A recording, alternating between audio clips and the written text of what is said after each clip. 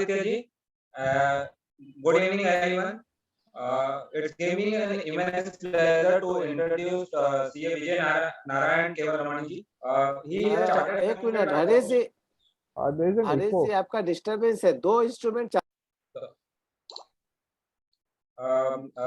CA Vijay Narayan Kevaramani ji is a chartered accountant by profession. He is in practice for the last 26 years. Apart from CA, he is also having qualifications like BCom, LLB, LLM, FCA, MBA in Finance, CMA Australia, DIPFI UK. He has also obtained certification in forensic accounting. Presently, he is practicing in the field of direct taxes, appellate and fraud investigation. Apart from the routine practice of chartered accountancy, he is also be delivering lectures and presented papers at various professionals and other forums, including Rotary clubs on a wide range of topics like fraud investigation, limited liability partnership, cyber crimes, budget, black money, income tax, to name a few. He has also been training government auditors through the Indian Audit and Account Board on topics like risk management and fraud detection. He had been invited to train the government supreme auditors from Afghanistan on fraud detection. He has also authored a book published by All India Federation of Tax Practitioners titled Limited Liability Partnership Simplified Through Frequently Asked Questions. He has also written various articles in various professional magazines on limited liability partnership. He has also been a contributor to the background material for the Executive Master's Program, New Age Auditor of the Center of Audit Quality, and he is a regular contributor to WIRC Referencer and GST PAM Referencer on limited liability partnership. His hobbies include traveling, socializing, and reading. He has also been invited by ICI Corporate Laws and Corporate Governance Committee to be a part of group to work on the requirement for rationalizing, reducing, and simplifying the related process related to the Limited Liability Partnership Act 2008. Apart from this, he is also involved in various professional and other associations at various levels. He is the president of Tax Friends, All India Association of Sindhi Tax Practitioners, including CA Advocate for 2016 and 2018-20. He is the president of a Tax Practitioners Association Thane for 2018 to 20. Past National Treasurer, All India Federation of Tax Practitioners. He is also a steering committee member of ICMA Australia of Indian chapter. Apart from this, he is also actively involved with the various social activities and associations and has been involved at various levels. To name a few, he is the managing trustee of Sahitya Panchayat Mumbai since 2017. He is also director of a pro-human Africa International and internal NGO based in Africa. He is an advisory board member, Emerald Planet International Foundation USA. He is the president of an American Institute of Sindhology Indian chapter. He is also been taken as an honorable member on 3 international Rotary clubs in various countries. With this brief introduction, I present you CA Vijay Narayan Kevaramani ji. CA Vijay ji, it's over to you. Yes, Vijay ji, before I hand over, I will announce one thing. Tomorrow again we have one more very hot cake topic, departmental audit under GST under section 65, as well as how to handle those things. And that is very practical aspect and very useful for members. If works to you, please join tomorrow again 11 o'clock. And before I hand over, I also acknowledge the presence of our past convener Vidyut Jain ji, as well as our leadership program, some of the initiate pioneer person Anuj Jain ji. Thank you both of you for joining us here to support us. Now over to Vijay ji. Thank you, Bhutra ji, for nice introduction, and thank you Dilip ji and convener Shailendra ji for inviting me to give a talk on this topic. Friends, although the LLP Act, as we all know, is as old as 2008, but there were not many people who had gone into the LLP Act for various reasons. And LLP, as we all know, people started taking interest only after the amendment to the Companies Act and after the enactment of the Companies Act 2013. After that, as we all know, the problems that arose and the complications and the complexities that were increased, the compliances that were increased in the 13 Act, people started looking towards LLP.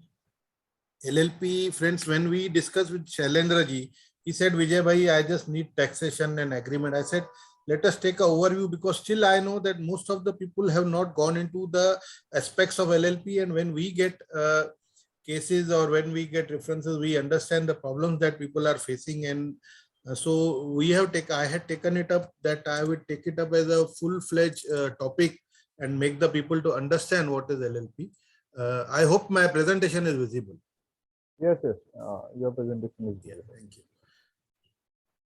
So friends, LLP, as we said, it came in 2008. Let us start with understand the history, how it came about and the process. And Dilip ji, the queries that you said about real estate and the use of LLP in the CA firms, most of the issues would be covered here. In case there's something, we can take it up in the question and answer session later, definitely.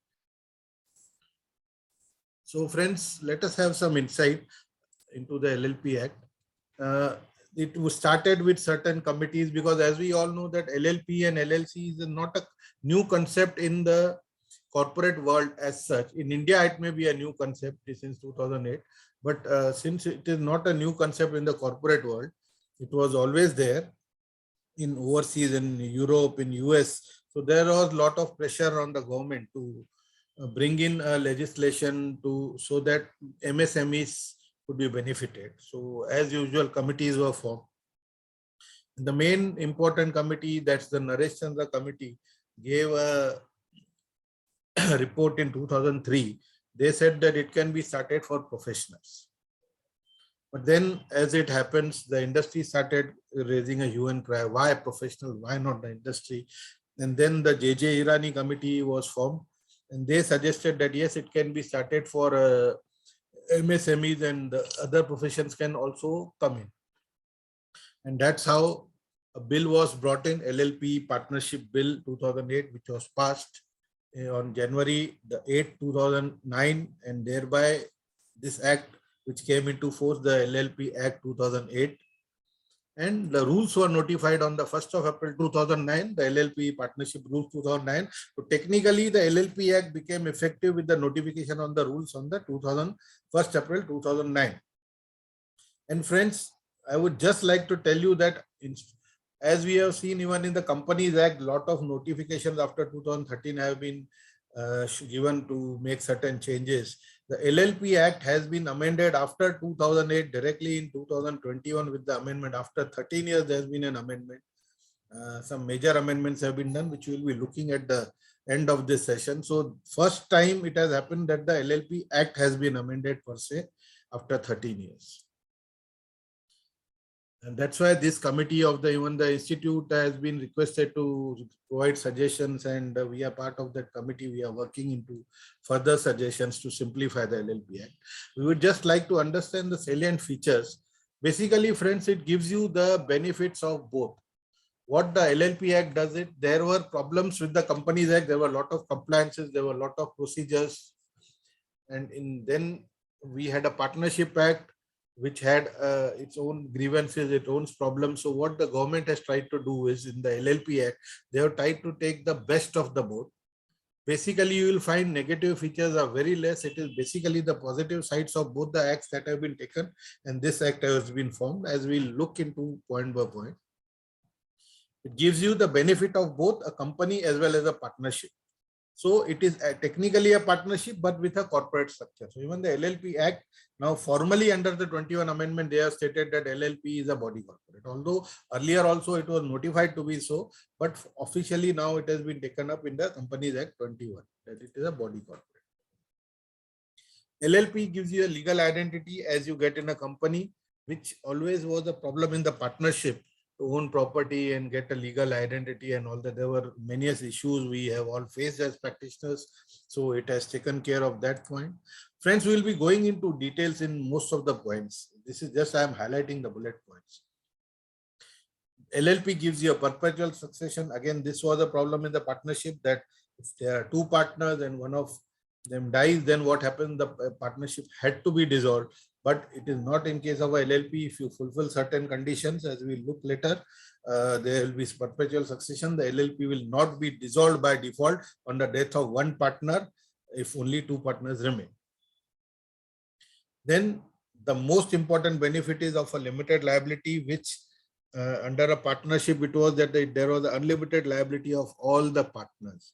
So if a crime or a mistake or a fraud is committed by one partner, then all the partners were subject to unlimited liability for that fault. Although they may not have been involved, they have been innocent, but there's a problem. So LLP Act has at least done what it has done is it gives you a limited liability like in case of a company. But yes, this limited liability will not hold good in case of a partner who is directly involved in the commitment of the fraud or the illegal activity. Just because you have a limited liability does not give you immunity from doing a wrong activity. Then you need to have minimum of 2 partners. Earlier also in partnership, there were 2 partners. In a company, you have minimum of 2 shareholders or 7 shareholders as depending on what type of company you are doing it. But here you need minimum of 2 partners. At least 1 Indian resident mandatory. Friends, now we all know that this concept is there in the Companies Act 2013 also. But you can see that in 2008, the government had ensured that one of the partners has to be an Indian resident, because if you remember in 2006-7, there were a lot of vanishing company cases coming in. So the government found it difficult to catch hold of the directors, to catch hold of the owners, so that they could be brought to book. Hence, when the LLP Act was brought in, they ensured that one of the partners has to be an Indian resident, and so that they could catch hold of the person and nobody can run away. And ultimately, this was also incorporated in the 2013 Act subsequently. Companies Act, I mean. There is no maximum limit on the number of partners. Unlike in case of a partnership, you have a maximum limit of 10 in case of a banking company, 20 in case of other partnership. This is where Dilip ji, it comes that when we do a LLP as a chartered accountant professional, normally if you have to do big, we have to have partners, especially with this multidisciplinary coming in. So far, it is not fully enacted, but with this coming in and whenever it comes into force, we may have lot many partners, so that limit of 20 would not suffice. We would need more. So instead of having different partnerships or different jobs, we can have everybody under one roof, because there is no upper limit on the number of partners. Even in a private limited company, we have an upper limit of 200, which was earlier 50 in the 1956 Companies Act. Then individuals, LLPs, companies can be partners. So basically individuals and body corporates will all be looking into details into all this. Then they introduce the concept of a designated partner. In a company, we have a director. In a partnership, we treat it as managing partners and partners. So here they have introduced the concept of designated partner. We will see the role of designated partners. Friends, when I told you that there are many cases coming to us where people are not understanding, this is one gray area where people are not understood. People often mix the concept of designated partner with a director. And I assure you, friends, if you genuinely look at the role of the designated partner and if you explain it to your client, nobody would like to become a designated partner, because their roles of the designated partners and the directors are different. We'll look into details, but so this is one point which one has to look into when we are doing a LLP. Then partners to be agents of LLP and not each other. This is where, friends, the concept of unlimited liability goes away. Earlier, what used to happen was if one partner commits a fraud in a partnership firm, all the partners were treated that he is your agent and he works for you. So the principle of would come, and then this would be applicable, and every partner had to have unlimited liability. Now the partners will be the agents only of the LLP and not each other. This is where, friends, the perpetual succession comes in. 6 months time has been granted to admit a new partner in case the number of partners go below 2. So if there are 2 partners and one of them suddenly happens to leave the world for whatever reason, so the other remaining partner has a time period of 6 months to admit a new partner, and thereby the LLP would continue. It would not dissolve automatically on the death of a partner. Audit of accounts mandatory only if the turnover exceeds 40 lakhs or the capital exceeds 25 lakhs. Now the company NFRA has issued a circular 2 days back. They are thinking of removing audit for small companies also. But this was there in the LLP Act since beginning, that if the turnover was up to 40 lakhs or the capital was not exceeding 25 lakhs, there was no audit mandatory. And this, friends, this turnover of 40 lakhs was incorporated because that tax audit limit was also 40 lakhs in those days. So that was a standard that was taken, and it has not been revised anyone. And this figure has been incorporated in the Act. So in case it has to be revised, the Act has to be amended. So in the 21 Act, we were expecting some amendments relating to this, but they have not done it. They have brought some changes, which we will discuss when we discuss the amendment, but not a direct increase in the limit, which we were expecting they would bring in the 21 amendment. So now, friends, having understood the features, now let us go into detail into every concept, because we need to understand, as I told you, we need to first understand what is a limited liability partnership, and then it becomes easier for us to move ahead. So partners, minimum 2 partners, we have discussed, you need minimum 2 partners. Anyhow, if you call it a partnership, there has to be 2 persons at least. At least one Indian resident is mandatory. And then you have no limit on the number of maximum partners. Like in a company, you have a private limited company, you have a limit of 200. In a public limited company, you have no limit. So here also in a LLP, you have a no limit on the maximum number of partners. Now, this is very important to understand, friends. This is a lot of confusion that even till now I have been getting phone calls. Who can become a partner? First and foremost is the individual. An individual means a person who is eligible to contract. Technically, if you see, even a minor cannot become a partner, except for individual who is eligible to contract can become a partner. Because in a partnership act, you have a facility saying that a minor can be admitted to a partnership only for the purpose of profits and not for the purpose of losses. Here you won't find this. So an individual can become a partner, but only if he is a major. And there are certain disqualifications we'll look at. Then a company can become a partner. Company would include a foreign company. So it's not only a company incorporated under the 56 Act or the 2013 Act, but a foreign company also can become a partner, or a LLP. Again, LLP would include a foreign LLP, which is incorporated outside India. So basically, friends, if you see individual or a body corporate, because as I said, LLP also now is treated as a body corporate. So company or a LLP, they are eligible to become the partners, but HUFs cannot become a partner. And a circular also was issued 3 years back, specifically specifying that a HUF cannot become a partner in a LLP because there were lots of queries going in. Likewise, a trust or a partnership or a AOP or a BOI cannot become a partner. Please take care. This is a common query and this is a common mistake. People just copy paste a partnership agreement and convert it to a LLP agreement, and they just go ahead. And then when there are problems, they come to us, sir, please, this is a problem. What do we do?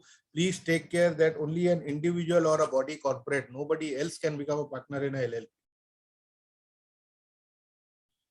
And then what are the disqualifications? A person who is of unsound mind cannot become a partner because he is not eligible to contract, basically. A person declared insolvent or a person even who has applied for insolvency cannot become a partner. So there are 3 formal disqualifications, basically, that a person who is of unsound mind, a person who is declared insolvent, and a person who has applied for insolvency also cannot become a partner. Now, friends, let us analyze the differences between or similarities or differences between partners in a LLP Act and shareholders in a company. In a LLP Act, we need minimum 2 partners, whereas in a Companies Act, if we are forming a private limited company, 2 are needed. But if we are forming a public limited company, 7 shareholders are needed. So this is the basic difference. 2 and 7 are there. There are 2 different criteria in the company, whereas in the LLP, there is only 1 criteria, minimum 2 partners. At least 1 Indian resident mandatory. Earlier in the 56 Companies Act, it was not there, but now it is the same in both the acts. There's the LLP Act 2008 as well as the Companies Act 2013. 1 of the Indian resident is a mandatory. Then limit on number of partners. or the maximum numbers. In a partnership LLP, you have no limit. In a public limited company, you have no limit, whereas in a private limited company under the 13 Act, we have a limit of 200. Earlier, we had a limit of 50 under the 1956 Act. Then who can become partners and shareholders? Again, friends, I would like to highlight, this is important. Only an individual or a body corporate can become a partner in an LLP, whereas shareholders, we all know, even a AOI, BOD trust, and HUFs, everybody can become a shareholder, but here there are restrictions in becoming partners. So please take note of that. Now, this concept is also important, friends, the role of partners versus the role of shareholders. Because as I said, there is a big misconception going on that a designated partner is as good as a director. And this found, friends, sorry to say, this was found in the government thought process also. When they combined the DIN numbers for both partners, earlier, if you remember, a DIN number for a director was issued separately, and a DPIN number, that is the designated partner's identification number for a designated partner, was issued separately. When they merged it, then they said that the same DIN will apply to both. The clarificatory note said, because since the designated partners work as a director, so it is duplication is not required. Hence, we are combining it and we will have a same DIN. But this is the biggest issue that we need to understand. There's a big difference. We'll see the difference when we come to the role of the designated partner. But now, friends, shareholders' role is limited to attending AGMs, appointing directors, and declaring dividend, basically, and some doing some passing some special agenda if at all there is something special. That is the restriction on the role of shareholders. The rest, all the work is done by the directors. Vis-a-vis, if you come to LLP, partners' role is they are the whole and soul. Every partner, whether he is a designated partner or not, he has a role in the management. Equal role until you specify otherwise in the agreement. By default, every partner has an equal role. So just because you are a designated partner does not give you any additional right. Every partner has an equal role, but yes, if you want to restrict, you can restrict in the LLP agreement. We'll also, when we come to the agreement, we'll see different roles and how the agreement is to be drafted. So this point has to be understood, friends. By default, every partner has a full role in the management. Nobody can say that I am a designated partner, I will handle the management. You cannot do this. I'm sorry. Every partner has an equal role. Now, friends, we come to the role of designated partners. And as I told you, once you see the role and you explain to your client, nobody would like to become a designated partner per se. Minimum 2 designated partners are required. At least one designated partner has to be Indian resident, the same concept to catch hold. Similarly, earlier also in the directors in 56 Companies Act, it was not there. This point has been brought that a director has to be, one of the directors has to be an Indian resident. This was again brought in by the 2013 Act. Now, who can become a designated partner? Only an individual. Now the question arises, if there are 2 body corporates coming in and forming an LLP, so who becomes a designated partner? So both the body corporates have to nominate one individual from their company each, who will become the designated partner and who will act as a designated partner. So in case there is one person and even the body corporate, 1, 2, 3 individuals and some body corporates are partners and they want to take part as designated partners, they will have to nominate somebody who will act on their behalf. Now, friends, as I said, designated partners only have duties. They do not have rights. If you purely look at the LLP Act, which was originally of 80 sections, 7 sections were deleted, 4 sections were newly brought in. So now it is of 84 sections after the 21 Amendment Act. If you read that all 84 sections, you will find only the duties of designated partners and penalties, nothing else. Designated partners are required to discharge all obligations or compliances as required by LLP. This is only the role of the designated partner, to ensure the discharge of obligations or compliances as required under LLP Act, nothing else. That is filing of returns on time. Filing on statutory compliance is on time. That is all. And if they fail, please, my dear friends, if they fail, the penalties, first of all, there is a fee of minimum 10,000 rupees to maximum 5 lakh rupees on the designated partner apart from the LLP. Please take note. Fees are on the designated partners. Over and above that, there can be a penalty as now brought in by the amendment under the this 21 amendment. Now they have introduced penalties, which can be as low as 5,000 rupees, again as high as 5 lakh rupees. And then if the designated partner is also involved in the fraud activity, they can be jailed for a term up to 7 years. So you can see, friends, the duties and the compliances are there, and overall the punishments are very heavy. So you have to be alert on these points. So technically, as I said now, personally liable for all the penalties levied on the LLP for contravention of provision. The designated partners will be personally held liable. Even the LLP would be required to pay, but the designated partners personally would be held liable for provisions as well as the prosecutions. So now we will do a bit comparison between the designated partners and the directors, the roles played. As I told you, friends, directors per se play the role of the management. They manage the whole show. They manage the company. They run the company, handle the operations on a day-to-day basis. In a LLP, by default, it is handled by all the partners. Designated partners' role is only to ensure the statutory compliances. That's all simple. But yes, if you want them to do something more, you have to mention it in the LLP agreement. If your LLP agreement is silent, the designated partners' role only restricted to the statutory compliances period.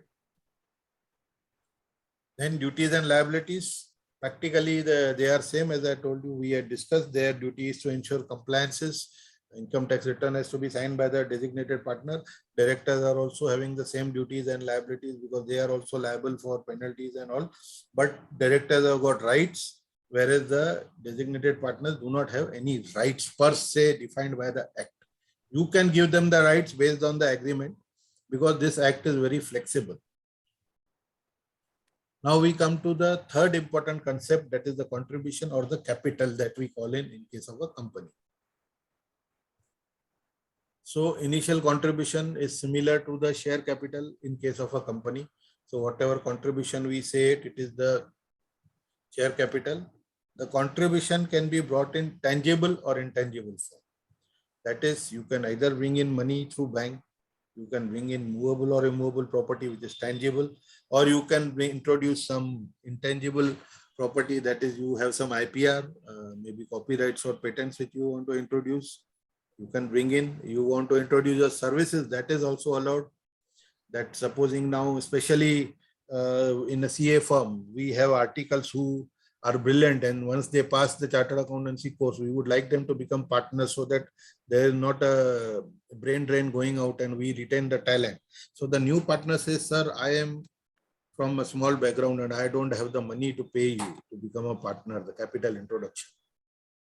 So what he says is, my 3 years remuneration, 50% of that may be treated as my contribution, which can be very well done. So that is the intelligible form that can be brought in as a contribution. The nature and value of contribution is to be stated in the account, that what is the nature of contribution and what is the value of contribution. Supposing in case it's a non-tangible or tangible other than cash, so you'll have to mention the nature and the value. And this concept again has been brought in, friends, after this into the 2013 Companies Act, Schedule 3.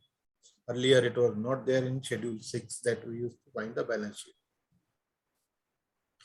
In case of non-cash contributions, that is your movable property, immovable property, or intangible property, then it has to be valued either by a practicing chartered accountant or a practicing cost accountant or a valuer from the approved panel. Only these 3 types of people can value it. The valuation certificate has to be taken. Now, friends, the LLP Act says no reserve account is to be maintained. In a company, we have a reserve account, various reserves are there. The LLP Act says no reserve account to be maintained. Now, if you look at form number 8 for the accounts which we file,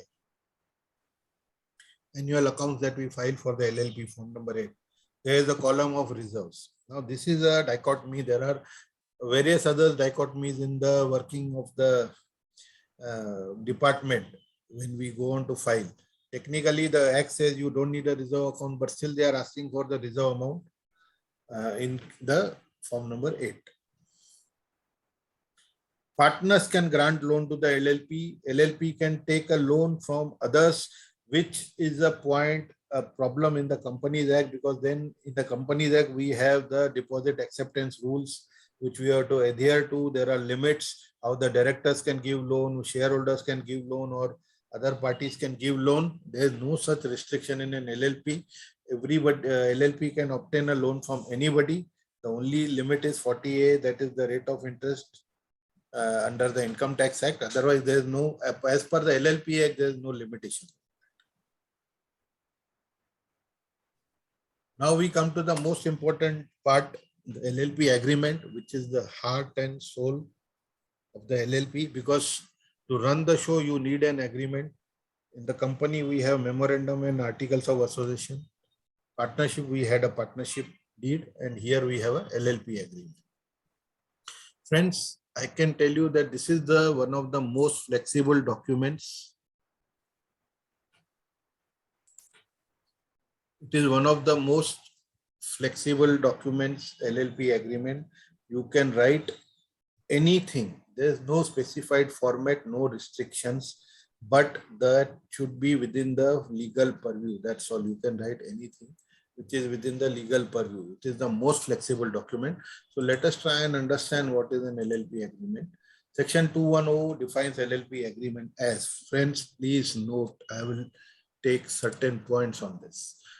Limited liability partnership agreement means any return agreement between the partners of the limited liability partnership or between the limited liability partnership and its partners. It determines the mutual rights and duties of the partners and the rights and duties in relation to their limited liability partnership. So friends, it says any return agreement. Please note the wording, any return agreement.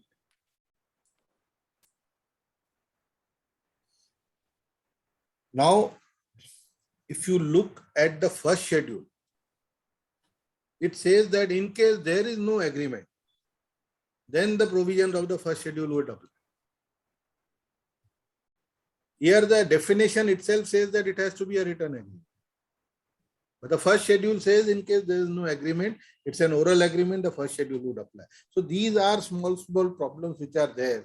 And while drafting, drafting errors which happen. So nobody has taken care to look into that point. But now you can read it that now that you have to have a written agreement.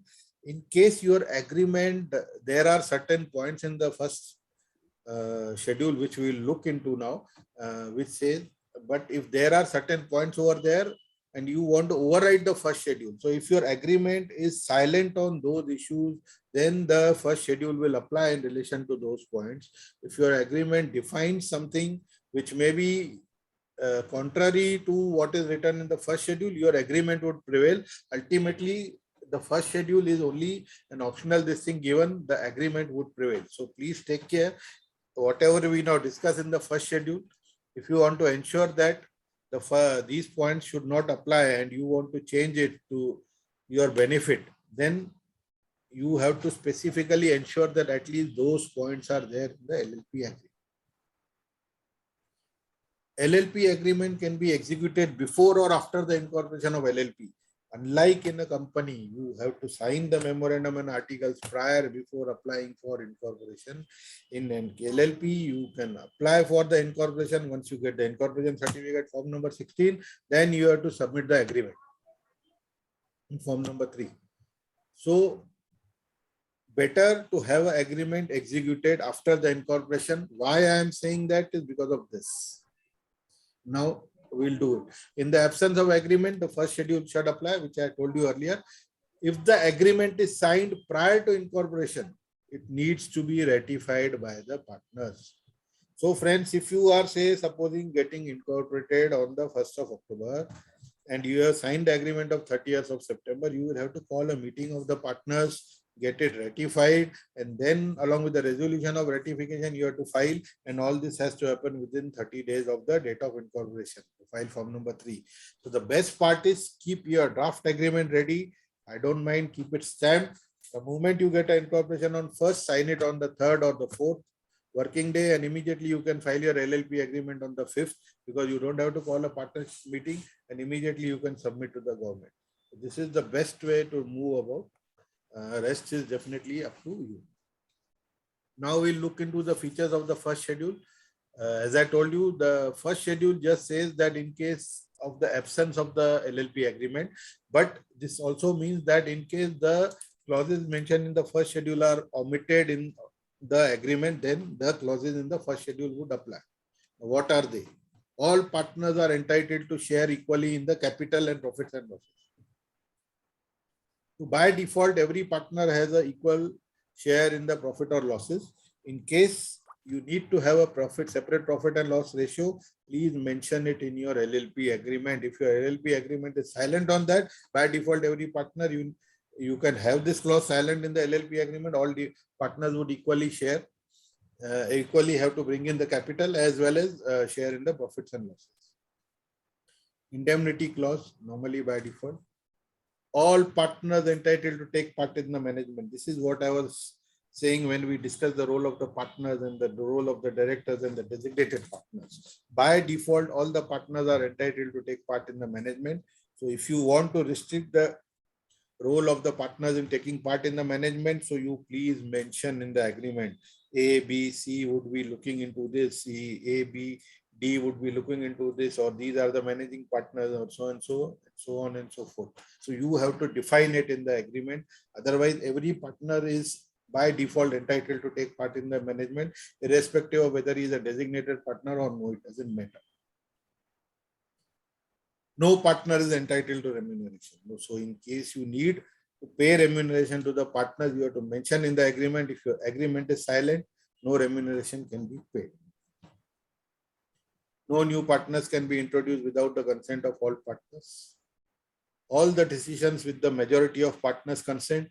Now, friends, I would just, this is a normal concept. Somebody would say, what's wrong with that? But I would just like to highlight something. Dilip ji was saying, what is the benefit of a partnership in a real estate business? This is where it comes through, friends. I will just give you one example.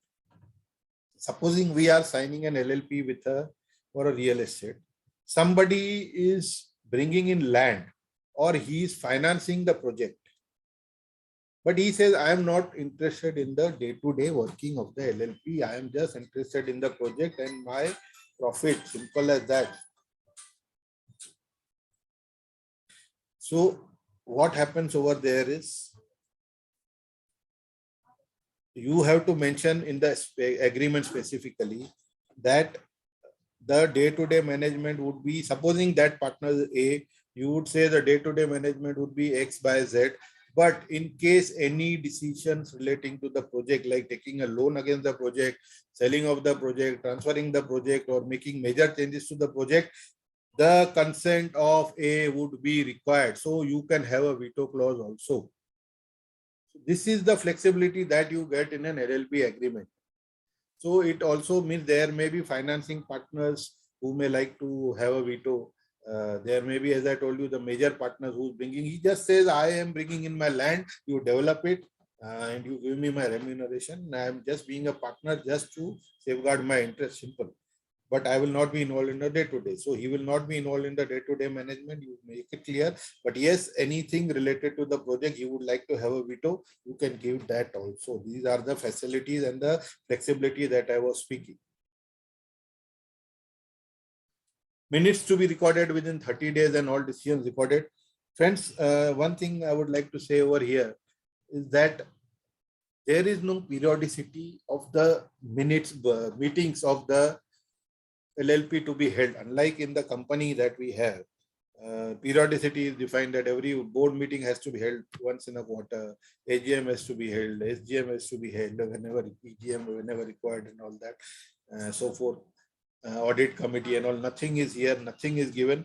So in case you have to define it in your LLP agreement, how the meetings will be held, what is the periodicity of the meetings, how the notice will be issued. In the Companies Act, everything is given, the period of notice, the agenda, how the notice will be issued and all that. Here, nothing is given. You have to define in the LLP agreement. In case nothing is there, every meeting that you held, minutes have to be recorded within 30 days. That's all. This is the only care that you have to take in case of a LLP, but anyhow, you will have to hold at least one meeting in a year to approve the accounts. Now it can be any date. There is no restriction that AGM has to be held up to, like we got an extension in the Companies Act recently that the AGM which was supposed to be held within 6 months can now be held up to 8 months. So there is no such restriction over there. You can decide. You have to only know 2 days which we'll be looking into later. There are only 2 basic annual statutory compliances under the LLP Act which have to be done, apart from routine or event based, but there are 2 compulsory to be done which we'll look sometime later. Render true accounts, non-compete clause. Partners cannot be expelled by majority until prior agreed. And the disputes by default to be referred to the Arbitration and Conciliation Act. Now, if you don't want this, again, you will have to mention in the agreement that disputes will be subject to so-and-so High Court jurisdiction or whatever you want to say, conciliation or whatever it is, mediation, you have to specifically define. Otherwise, if that clause is silent, by default, it goes to the Arbitration and Conciliation Act, arbitration under Arbitration and Conciliation Act.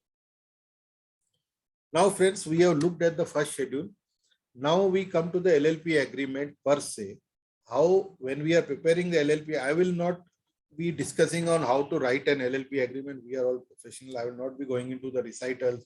This LLP agreement made on so-and-so date between so-and-so and so-and-so, nothing like that. I will just be highlighting on the checkpoints which you need to ensure that they are in the agreement so that you don't miss out on something important. So please, if you just take note of these checkpoints, it will help you in the future, because these are the issues that we have faced over a period in agreement, because there are lot many disputes and all between the partners which come to us. So this is based on the feedback that we received, we had done it. First and foremost is the objects. Those who must have done LLP formation must have noticed that the objects that we had,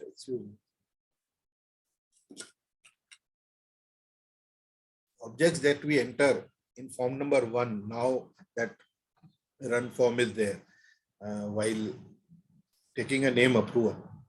When we file the document for incorporation, the same objects are picked up. When we file form number 3 for LLP agreement, the same objects are picked up. And that object is the same thing that should be in the agreement. Friends, I have noted that people doing whatever you write in form number 1 is different, whatever is written in the agreement is different, and then we are used to writing in the annexure, we are giving ancillary objects, other objects. Please do not do that. They don't stand any value.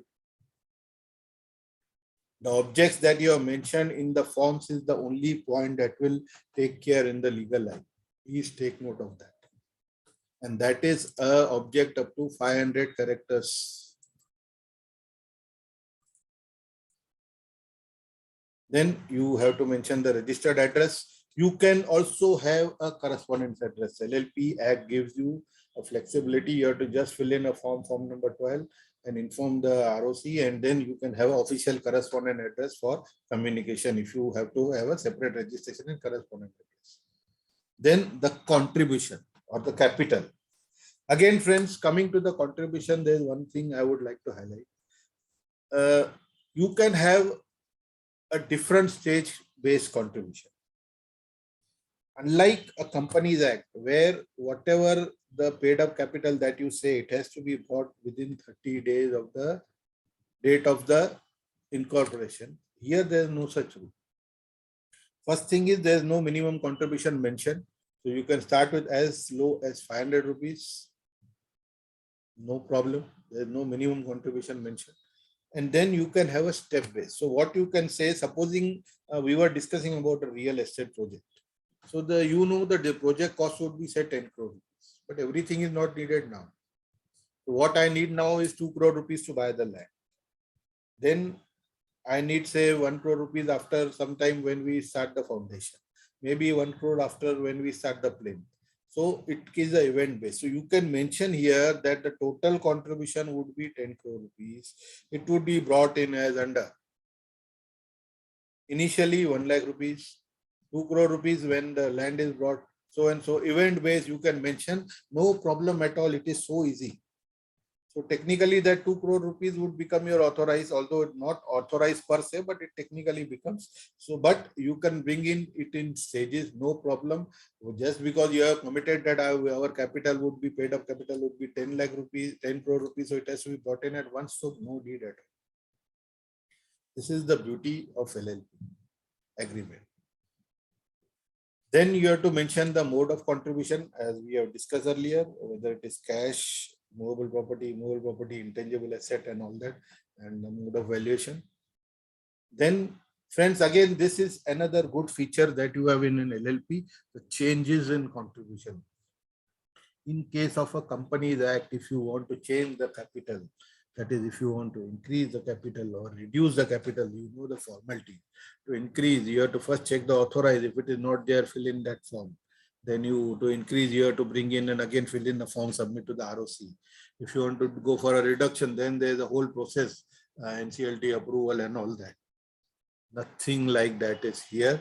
All you have to do is just call a meeting of the partners, pass a resolution. We are changing the contribution. Now, you had initially said that our project would be worth 10 crore rupees. Now you say we don't want to continue. We may, as of now, we are cancelling the project and we'll just continue this LLP to look for another project. So we are reducing the contribution directly to 10 lakh rupees. Please pass a resolution. If at all, how much money you have brought in, just take it out. No problem. Just pass a resolution, change, prepare a supplementary LLP agreement and file it with the ROC. Simple as that. You want to increase the contribution, pass a resolution, file form number 3. Simple as that. No questions asked, no procedures. This is the flexibility that you get in an LLP. Then the sharing of your profits and losses, you can mention. Then profits separately, losses separately, you can mention that also. As we were discussing about the financing partners, they may say we are not concerned in the losses, we only interested in the profits. So you can mention there that losses would not be shared, but the profits would be shared. It is your wish. Remuneration, friends, as we discussed, if it is silent, there will be no remuneration. If you have to pay remuneration, please, I have seen people just copying partnership deeds. Please don't do that. Remuneration as per the Income Tax Act, no, please quantify. Income Tax Act has sufficient safeguards for double taxation. You will get a relief in case you end up paying higher. So please don't do that. Please quantify. X will be paid so much, Y will be paid so much, and Z will be paid so much if at all you pay. Then the role of designated partners, one role you have to anyhow mention, that the statutory liabilities, then the rights and obligation. If you want to give them the rights that they would only be the managers, they would be the working partners, please mention here. This is the place you can mention. If you don't, then the default position continues. As I told you, every designated partner is only subject to duties and liabilities, nothing else. So if you want to give them some rights, please mention in the agreement. Then the rights and obligations of partners, we have discussed it time and again, so I'll not go into details, but you can mention what rights the partners have got, what are the obligations of the partners. Individually, supposing you got 50 partners, you can individually define rights of all the partners. No problem at all. That A, B, would have these rights and obligations, B would have these rights and obligations, and so on and so forth up to Z. No problem at all. The only thing is your document size would increase, that's all. Sir, can we raise some of the queries at this point? You can do it, but it's up to you. Sir, in the chat box, you can see only I have seen 2 queries. Let me complete the agreement part, then I will come. Achha, okay, sir. Perfect. So at least this concept will be there, then we'll move. Then the process of admission, retirement, expulsion, and what happens on the death of the partners. You can define your own process. Unlike in the Companies Act, rules are defined in the Act. Here there are no rules defined. You have to define. You define, or by default it is majority. Otherwise, you define how can a partner retire? What would be the procedure to be followed?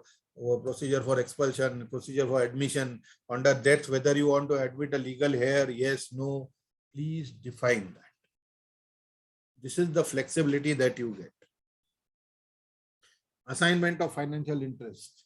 So in case some partner wishes to assign a financial interest, that is mortgage of your interest, we do a mortgage of shares.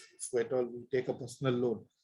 In this assignment, the assignee will just write to the LLP that the shares I have been assigned a financial interest, and so the profit has to be transferred to me.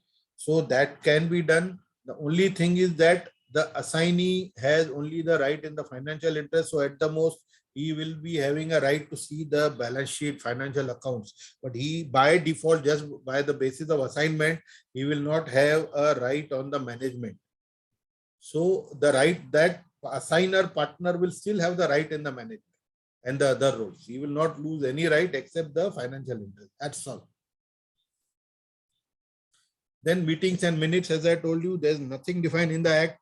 You have to define how many meetings required, what type, periodicity, if at all, the way of issuing notices, how is the notice to be issued, special meetings, whatever you want to decide, how the minutes will be maintained, who will maintain the minutes, please define. The whole flexibility is there given to you. Then loans from partners, how the loans from partners will be taken, whether the loans from partners can be taken, the low interest to be given. And here I would take it one step ahead, loans from outsiders also. If you have to take, please mention how you would be able to take up loans and all. Now in the Companies Amendment Act, the government has stated that they would be allowing issuing of non-convertible debentures, yet the rules have to be formatted. So we do not know what is coming. They have just defined the non-convertible debenture, as also they have just given a hint that they may be allowing. How it will be done, we'll know later. We are waiting for the rules. Then non-compete clause, you may put in that, okay, if a partner leaves, especially in case of the CA firms and all, many people would like to join, many would like to leave. So we want to restrict their roles in the future. So we can clearly mention the assignment clauses and all that, non-compete clauses, sorry, that whether in this area and whatever it is, we can mention over there. Then banking accounts and audit also, if you want, you can please specify, otherwise no. The Act says it is not mandatory up to 40 lakhs of turnover, but the partners feel that we need to get it audited. Put it in the agreement that from day one our accounts will be audited. How the auditor will be appointed. Again, friends, here no procedure under the Act is given. Appointment of auditors and submission of report and all, nothing. No audit report format, nothing is given. You have to define how the auditor will be appointed. What is the procedure? What is the notice period? What happens in case of a vacancy? Everything you can define. Where if you want to put it in the agreement, the banking, please put it that banking will be done only in this bank, only by these partners. How the accounts will be maintained, where it will be maintained. Everything you can mention over here. See, Companies Act 2013, lot many things are given. Here nothing is given. You have to define. Then the restrictions on the partners, whether there will be any restrictions on the partners. Then the procedure for amendment to the agreement. The Companies Act gives you a procedure for amendment to MOA and AOA. LLP Act doesn't say anything. You have to define how it will be amended, how notice would be issued, how the meeting of partners will be held, what would be the role, 75% voting is required, 50% voting is required, how to go about it.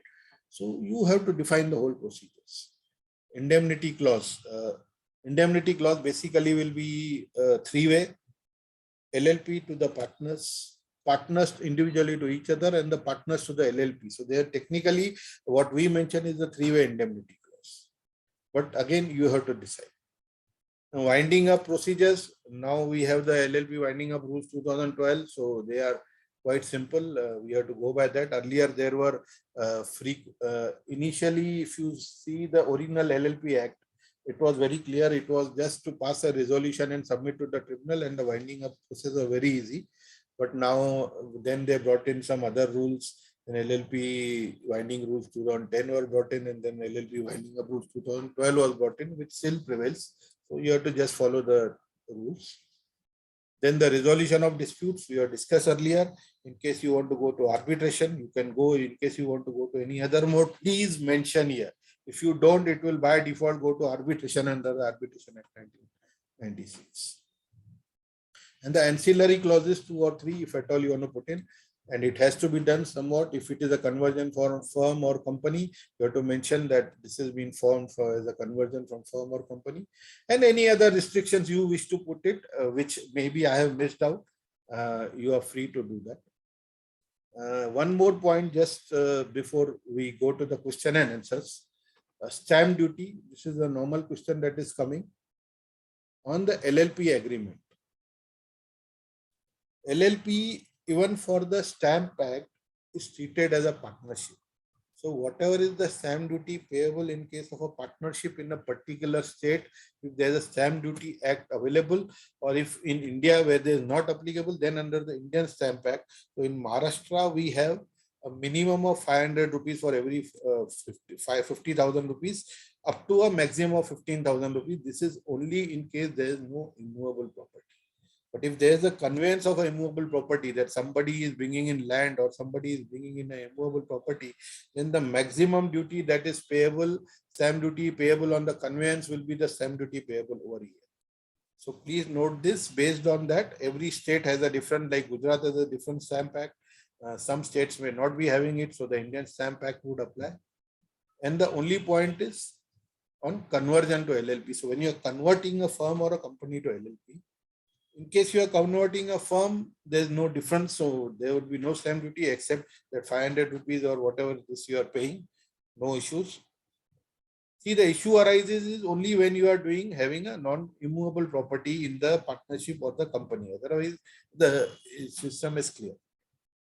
In case of a conversion of a company to LLP, and you have a immovable property, many a times the stamp duty authorities, they force you to pay the full duty on the conveyance. So what you should do is go in for adjudication. Adjudication is nothing but to satisfy the officer. You have to go and convince him that, sir, this is nothing. We are just changing the status from company to LLP, just from moving from one end to another. Nothing is changing. If they agree, they may agree to your minimum stamp duty. If they don't, at the most, they would give you a concessional rate of the 2 to 3% and not the whole 5%, at least in Maharashtra. Other states, I may not be able to comment on. So you can take care of that. And LLP agreement versus memorandum and articles. The contents, memorandum and articles, basically the consents are defined by the Act, in Companies Act. You have a process, they say what can be written, what cannot be written. LLP agreement, as I told you, is a full flexible document. You have to decide what is to be mentioned. The flexibility is there. In the memorandum and article, the flexibility is very less. You have got very less chance of changing the articles and doing it. Restrictions in the LLP agreement, there are practically zero restriction, except that it has to be within the four corners of the law. And memorandum and articles, you got a lot of restrictions.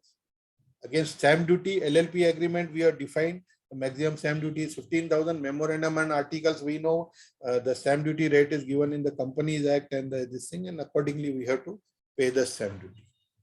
So friends, before going to the taxation aspects, yes, now we can go to the questions. Yes, thank you, sir. Excellent. Whatever you shared, I think at this point we should make it more interactive. Aditya ji, please open for all. If members can No, but raise let themselves, us reply to this 2-3 queries, and then I will take up all the questions, sir, at the end. Don't worry. Achha, theek hai, sir. I will be available. Any question you give me, I will take. Okay, perfect. Achha, right now, I have few questions. One, I will just like to clarify by Deepak Agarwal ji, loan given by partner is treated as capital of LLP. No.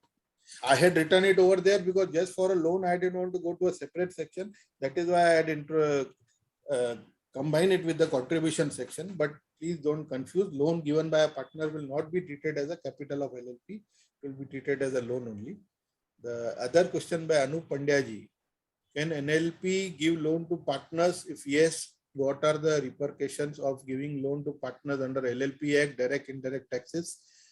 Practically, yes, a LLP can give loan to the partners. There are no restrictions. Only you will have to look into the provisions of 48(2) of the Income Tax Act. That's all. There is no issue.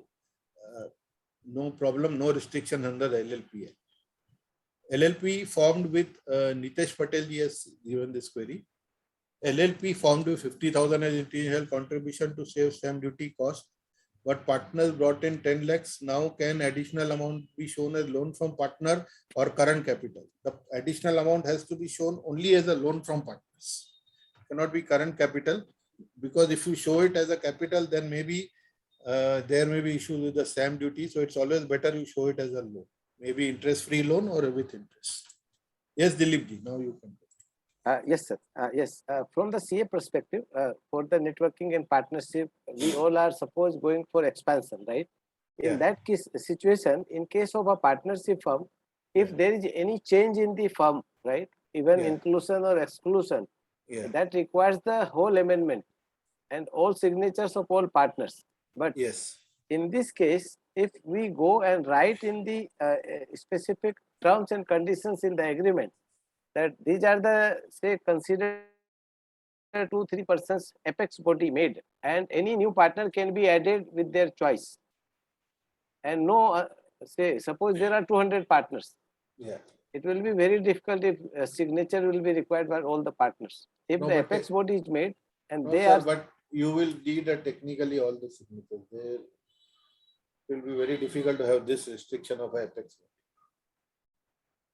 can we give this power consider to the whole one person? No, or they may decide. You will have to take the signatures on when you are doing the supplementary agreement. You may have to take the signatures in the procedure. You may say that okay, these three will decide who will be the admission of a new partner or removal. That is okay. That is the procedural part.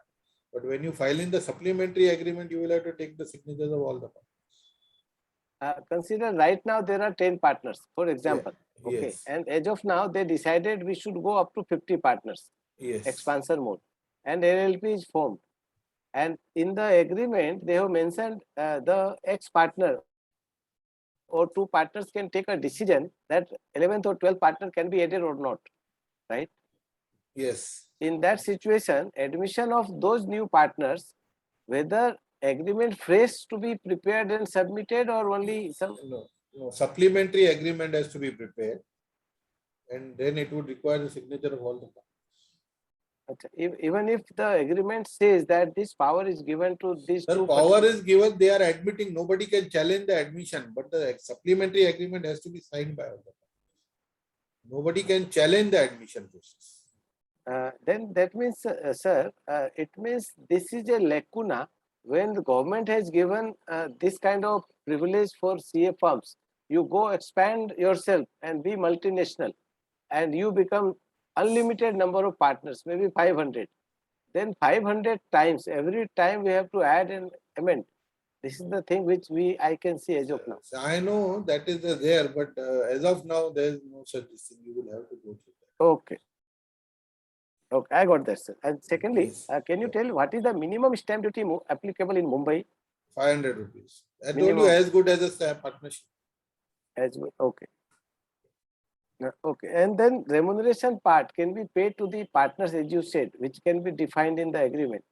Yeah. But suppose logically, when we can connect with the performance basis as well as introductory basis, if some of the partners are introducing new clients and X percentage is being paid to that particular partner, can we define this kind of thing? Performance means somebody is Yes, you executing. can define. There is no such restriction. Yes, sir. Thank you. Now, friends, we move to the taxation. I will not be going to the indirect tax because normally GST rules are practically common. The only thing that we have to take note is that under GST, LLP is a separate entity. Under income tax, LLP is not a separate entity. It is treated as a partnership firm. Under GST, LLP is treated as a separate entity, separate assessee altogether. So, since it is a partnership firm, you have no MAT. 115 JB is out, and then you have all the benefits which we will be looking into in brief. So LLP has to be taxed as a partnership firm under the Income Tax Act. Partner share, because it is a partnership, the shares received by the partners, profit share is exempt under 10(2)(a). Returns have to be signed by the designated partner, any of the designated partners only. See, this is one more compliance coming in the way of the designated. All the partners are jointly and severally liable for tax dues. Here the liability goes unlimited only in case of a winding up. In case there is a winding up, automatically the liability of the partners will become joint and several, and that limited shield goes on. So these are the just sections which are listed out. I will not read, it is just a duplication. I will share the presentation which you can refer later. This is what I just said in the first part, the simplified one. Then these are the sections which apply.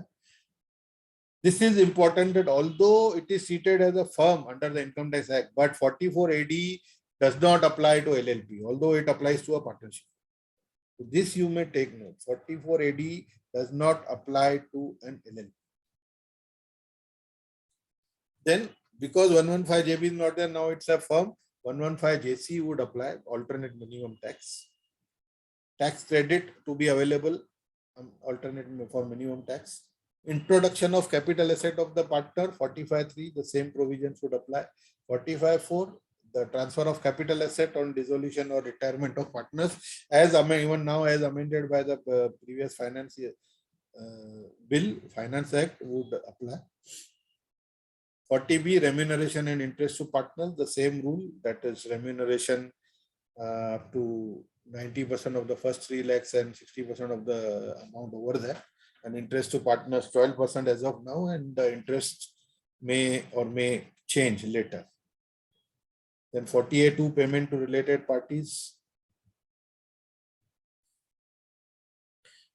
There is no tax. This is important, friends. Now please try to understand. This is one part where people are more interested, because day-to-day taxation we are all doing. So that's why I was just moving in the fast, and based on time constraints also, because I have to take up the amendments also.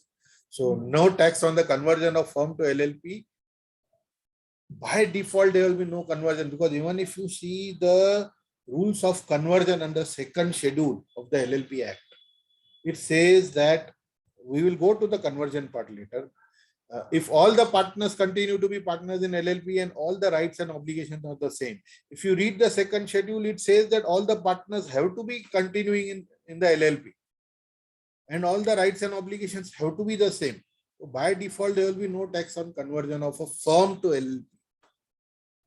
It's not by virtue that it is treated as a firm under income tax, no tax. No. It is by virtue that the LLP Act itself prescribes that all the partners have to continue and all the rights and obligations will be the same. And then this is important to understand, no tax on conversion of company to LLP if the conditions specified under 47(13)(b) of the Act are satisfied. There were 6 conditions earlier. Now the 7th has been added. 3 out of them by default are fulfilled the moment you convert, because the LLP Act has also put in certain conditions. So 3 out of them are fulfilled by default. You have to take care of the 4, and it's not that difficult. 47A(4) has been added to state that in case conditions laid down are not complied, then the amounts of profit and gain arising for transfer of capital assets or intangible assets shall be deemed to be profit and gain for successor LLP, in which, so supposing the 7 conditions, 1 condition is mandated for 3 years, 1 is mandated for 5 years. So in the year in which you don't fulfill, it will be treated as capital gains in that year. Mind you, friends, not only in the hands of the successor LLP, but also in the hands of the partner. This is a very important point I am telling you. This is where I have had debates with many, because if you have bought a share of 10 rupees and you are converting to LLP, as of now, that at the date of conversion, maybe the company is 20 years old at the date of conversion, that valuation of the company is 100 rupees. So you technically, if you would have given somewhere else, you would have been liable to pay tax of 90 rupees on the capital gains. And normally, in case of a successor LLP, the issue would arise only in case you have immovable property. Normally, if you have movable property, this question would not arise at all. So that is not a problem, but it will affect basically the shareholder in his hands. So you have to ensure that these conditions are fulfilled. So now what are the 7 conditions of 47(14)(b)? All assets and liabilities of the company immediately before the conversion becomes asset liabilities of the LLP. This is there in the LLP Act also. No issues, nothing to worry. This is fulfilled. As I told you, 3 clauses will be fulfilled by default. All shareholders of the company immediately before the conversion become partners of the LLP, and their capital contribution and profit sharing ratio in the LLP are in the same proportion as the shareholding in the company. This is again a mandatory provision in the 3rd and 4th schedule of the LLP Act. So this will be fulfilled. If you have to convert, all the shareholders have to become partners, and their capital sharing ratio, capital and profit sharing ratio will be in the same ratio. Yeah, if you have to be in the same ratio, subsequently you can change, but this is only at the time of conversion. Shareholders of the company do not receive any consideration of benefit. Technically, if you look at it, this is also fulfilled because all the rights and obligations are the same. You cannot get anything out of on the conversion. So technically, this would also be fulfilled. This is an important point that you have to look into. One of the other 4. Aggregate of the profit sharing ratio of the shareholders in the LLP shall not be less than 50% at any time during the 5. So whosoever are the original shareholders who become the partners at the time of conversion, they should be holding at least 50% for another 5 years. So you cannot transfer more than 49.99% you can say to others for 5 years. This is one tough condition that has been put and that has not been changed. I think the institute is also putting a recommendation to increase this limit. The total sales, turnover or gross receipts in business of the company in any, mind you friends, any of the 3 previous years preceding the previous year in which the conversion takes place does not exceed 60 lakhs. So your turnover should not be average turnover of past 3 years. It is any. So supposing you're converting today, so your balance sheet as on 21, 20 and 19, the turnover should be less than 60 lakhs in all the 3 years. Even in 1 year it was more, and 2 years maybe it was only 5 lakhs, 5 lakhs. The average is much less than 60 lakhs, but still it would not be allowed. So this is one tough clause. Representations have been made, but I don't know why the government is still looking into it. This is the 7th condition that was put in, as I told you, after the amendment.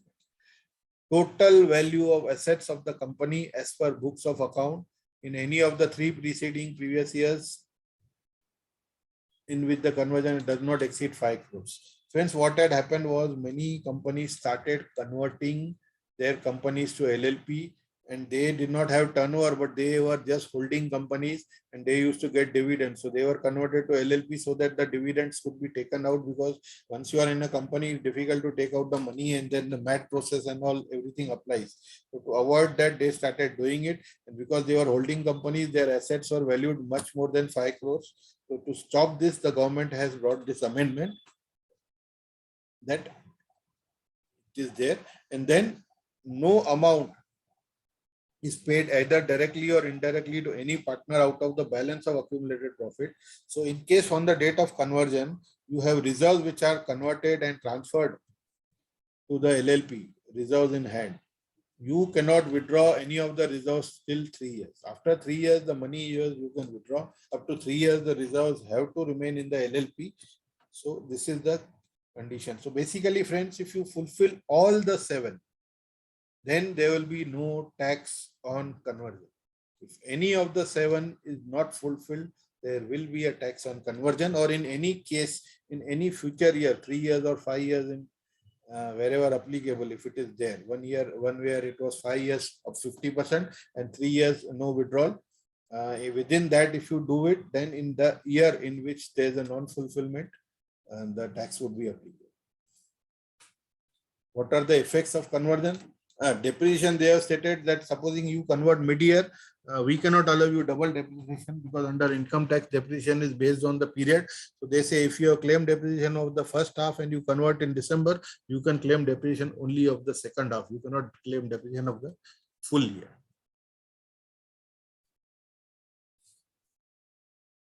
The cost of acquisition of the successor company shall be deemed to be the cost of acquisition of the predecessor company. Cost of acquisition of rights of partners shall be deemed to be acquisition. That is, supposing you have got shares at 10 rupees 20 years back, still now your capital would show only 10 rupees and not at the higher value, because they are not charging you tax. So this you have to look into. Then if you have, this is one negative, that if you had MAT credit pending, that MAT credit would not be allowed to be set off in the successor LLP. You will have to forego that. Then in case there were some VRS expenses which were to be amortized, so balance amortization, if any remaining, would be allowed. And if in case you have done earlier the amortization, the cost would be taken as zero.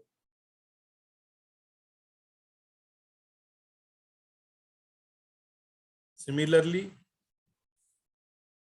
in case some deduction under 35 AD has been allowed, the cost of the asset in the successor LLP would be treated as zero only, because you already claimed the deduction. Actual cost of asset at the time of conversion of private limited or unlisted shall be the WDV. So whatever assets you are transferring, they will have to be transferred at WDV only. You cannot revalue the assets and start claiming full depreciation. This is just the government has safeguarded the revenue side. And then in case you do not fulfill 4713B also, losses would also not be allowed to be carried forward. Please take care.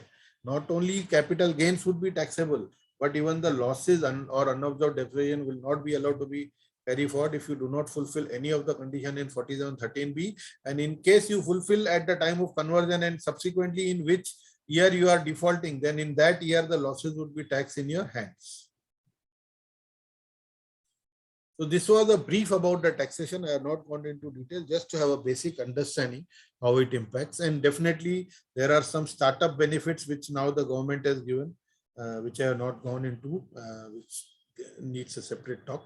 And then we now look into the FDI and LLP. The first time FDI was allowed is by a press note issued in May 2011, which allowed very restricted access to FDI. As of now, FDI in LLP is allowed in those sectors or activities where 100% FDI is allowed only through the automatic route. So FDI can be brought in only in those sectors where 100% FDI is allowed, otherwise no. This will help in when we are doing the Make in India and startup companies. So exceptions to the FDI of that 100%. Sectors eligible to accept 100% FDI under automatic route but are subject to FDI performance related conditions. Example, minimum capitalization norms applicable to NBFCs or development of townships, housing, built up infrastructure. So here you cannot, in these conditions, you cannot bring in FDI. Sectors eligible to accept less than 100%, because it is only 100% it says, so sectors less than 100% cannot bring in. Sectors eligible to accept FDI under the government approval route also cannot bring in FDI. It has to be only under 100% automatic route. Agriculture, plantation activity and print media, FDI is not allowed. Any sector which is prohibited under the existing FDI policy. Then who are the eligible investors who can bring in FDI in an LLP? Person resident outside India or an entity incorporated outside India shall be eligible. Any person resident outside India or an entity shall be eligible. But here also there are exceptions. Citizen or an entity of Pakistan and Bangladesh are not eligible to bring FDI. SEBI registered FII, SEBI registered FVCI, SEBI registered QFI, foreign portfolio investors registered in accordance with SEBI, they are not eligible to bring in FDI. I think there's one query by Anupji. I'll just take it up for taxation. Suppose last three conditions under 37B are violated, 4713B. Still the company is converted into LLP. What are the repercussions? Sir, as I told you that if they are violated, if at all there is a capital gains, tax would be charged in the hands of the partner also based on the valuation of the assets. Supposing the share was 10 rupees, you had bought the share at 10 rupees 20 years back, but on the date of conversion, say as on 30th of September 2021, the value even under 11 UA, the normal value of that share becomes 100 rupees. So that 90 rupees would be charged as capital gains in the hands of the shareholder. And if there are some immovable property, the valuation of the assets of the company will be taken as on, and then the difference between the book value and the valuation of the assets, if there is a gain, that would be charged in the hands of the LLP. I hope Anupji, you got the point. So now, friends, we come to conversion issues. What are conversion issues? What can be converted? A firm can be converted to LLP. A private limited company can be converted to LLP, or an unlisted limited company. A listed limited company cannot be converted to LLP. If you want to convert a firm, the second schedule would apply. You want to convert a private limited, the third schedule, and unlisted, fourth schedule. There are only 4 schedules apart from the 84 sections in the LLP Act. There's nothing more, no appendices, nothing. There are only 4 schedules. First schedule we have seen relating to agreement. Second, third, and fourth relate to the conversion. We just look at point. And the LLP is mandated to inform the concerned registering office within the 15 days of registration. So supposing a firm is converted, within 15 days, you have to write to the ROF that yes, we have converted. Now please delete our name from the ROF. Now this is a duplication of work in case of companies. We'll look into it when we are just looking into the third and fourth schedule. Mind you, friends, a firm which is registered under ROF can only be converted. An unregistered firm cannot be converted. Please take care. So the first condition, as we have seen earlier also during the taxation part, all the partners of the firms to be partners of LLP. Now here the problem arises. If there are 6 partners and one says, I don't want to convert to LLP. So there are only 2 solutions. Either you tell him, sir, you please let us do the conversion. After the conversion, you retire. No issues on that. Or you tell him, you please retire now, and then you convert. But the moment he retires, that retirement deed again has to go for the process of registration with ROF, and you know the procedures, then the time that is being taken. If you are willing to take that risk and wait for that time, you can go to the second part. Otherwise, you just tell him, please let us convert, and immediately you retire. We have no issues at all. So this is one thing that you have to sort out amongst yourself. Form 17 to be filled. LLP to inform. Nowadays, this Form 17 has been incorporated in the incorporation document, so now it is not required. This is LLP to inform the ROF about conversion. Within 15 days, you have to inform the ROF that yes, we have converted. Please delete our name. All the assets, liabilities, and rights and obligations have to be transferred to LLP.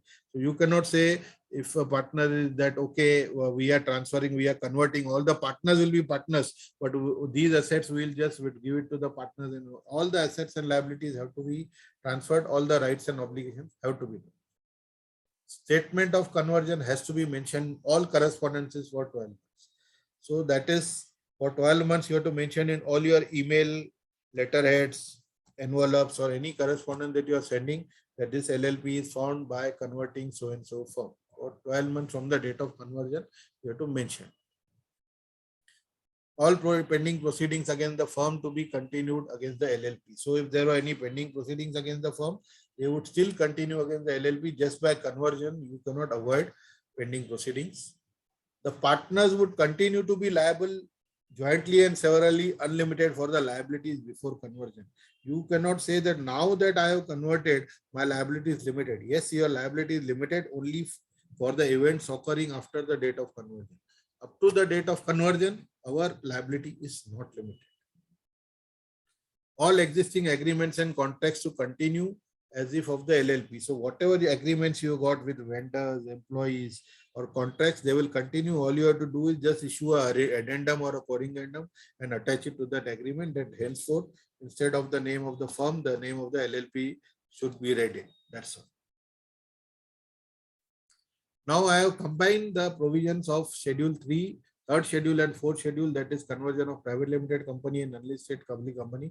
But they are basically the same. They have mentioned in two different schedules, but they are the same. So I have combined it. All the shareholders of the company have to be partners of LLP. Yes, here it is simple. If a shareholder doesn't want to do it, he can transfer his shares to somebody else and finish it off, and you can do it. No problem at all. Here also, Dilip ji, there is a problem. If you got 200 shareholders, what do? You have to obtain the signature of all the 200 shareholders to be partners of the firm. No security assets in the existing assets should be subsisting. So if you have a mortgage or something, you will have to speak to that vendor or the lender and tell him that we are just in the process of conversion. You can sign an external MOU that immediately on conversion, we will reissue the mortgage. That you have to take care. This again, Form 18 is no longer required. LLP to inform the ROC about conversion. Now, this is the French duplication where it arises. It is the same ROC which is converting, because so when you are applying for conversion, ROC is mandated that on conversion automatically it is supposed to delete the name of the company which has been converted to LLP. But still the LLP has been mandated to inform the ROC for conversion. If you don't do, there is a penalty. So you have to intimate the ROC. Now, when we look into the amendments, if time permits, now the government has said that we may be having separate ROCs for LLP. So if they are coming out there, then this may look logical, but as of now, it is not logical. Sir, what is the procedure for intimation to the ROC? You have to fill in a form, yeah. What is the form? Can you just, is there any particular form to intimate? Yes. There's a form to intimate. All assets and liabilities and rights and obligations here also have to be transferred to the LLP. Statement of conversion, again, you have to mention all existing. It's practically the same thing that goes. All pending proceedings against the company to continue as if against the LLP. Now, technically, we have gone through the statutory part. Now I'm coming to the accounts, audit and filings, which normally it is not too defined. So accounts and audit. Accounts definitely has to be maintained because it's a body corporate. You cannot say that accounts need not be maintained. Statements of accounts and solvency to be filed annually within 6 months of the end of the financial year. Friends, I told you earlier, if you remember, that there are only 2 annual compliances that have to be done in case of LLP. One is the statement of accounts and solvency to be filed annually. That is within 30 days of the end of 6 months. That is up to 30th of October. Form number 8. Please take note, form number 8. Unlike in a company, we file these AOC and the P&L and we have to attach the audited accounts and all. Nothing is to be attached. A simple form is there. You have to just fill in that form. It has 2 columns, the current year and previous year data. Just fill in. In case you have to sign it, you have a digital signature of 2 designated partners as well as of a chartered accountant. Although technically, if you look into the law, it says that if the LLP is not liable to audit, the audit of the CA is not required. But here in the form, they are forcing you. So you have to obtain the 2 digital signatures of the designated partners and of the chartered accountant. 30th of October, form number 8. Please note, this is one of the compliances that has to be done. The date is fixed. For every day of default, you have to pay 100 rupees per day penalty. Apart from that, 100 rupees per day fee fine. Apart from that, minimum 5,000 rupees to maximum 50,000 rupees penalty. So please take note. Audit is mandatory in case the turnover exceeds 40 lakhs or contribution exceeds 25 lakhs. We have been discussing. Audit has to be conducted by a chartered accountant. No format given, no appointment procedures, no audit report format is given. So, but yes, as chartered accountants, we are bound by the guidelines of the institute. SA 700 revised has to be looked into.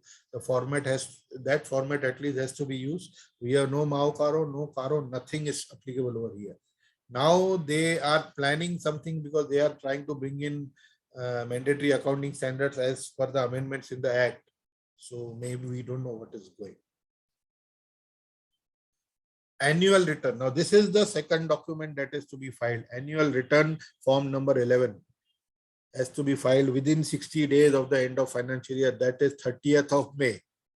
Form number, it is a simple document. We just do the pre-filling. all the partners which were there on day one, and in case there is a change in partners, you have to mention simple all the designated partners that were there on day one. If there is a change, you have to mention, just sign it. If your capital is more than 25 lakhs, you may have to take a counter digital signature of a company secretary. Otherwise, a digital signature of any two designated partners would suffice and you can submit it. Friends, again, here the penalties are similar. 100 rupees per day fine for per day default, or 5,000 rupees to 50,000 rupees penalty. Please take care. 2 forms, form number 8, form number 11, 30th October, 30th May. Simple. Nothing else is to be remembered. All the rest are event-based forms. The change in supplementary agreement, change in address. So you have got separate forms or separate thing you have to fill in. Those are all event-based forms. Annual return, as I told you, has to be certified by a company secretary only if your contribution exceeds 25 lakhs. Now, let us see a comparative analysis, accounts and audit LLP versus company. Statutory requirement. In Companies Act has lot of requirements given, audit process and all that. LLP Act has not said, only they say that it is mandatory only if the two conditions, turnover exceeding 40 lakhs and capital exceeding 25 lakhs is there. Otherwise, it's not mandatory. That is the only thing mentioned in the LLP Act, nothing else. Application of standards. Officially, there are no standards applicable under the LLP Act. Under Companies Act, we have 143(1), but as chartered accountants, we are mandated by the guidelines of the institute to ensure that the mandatory accounting standards are at least applied. And point number 2, now the government in the amendment has said that they may bring out rules relating to application of standards. As of now, it is not there. The Amendment Act has just hinted on. Audit report. The Companies Act mandates CARO as a format of audit report, and we have SA 700 revised. There is no such report given in the LLP Act, so we have to only look into the SA 700 revised and other guidelines of the institute. Statutory audit, again that 40 lakhs turnover applies. Otherwise, in the Companies Act, whether you have a turnover, you do business or no, you have to get it audited. Now the government is thinking of bringing no audit for MSMEs. Let us see how it comes around. And statutory filings.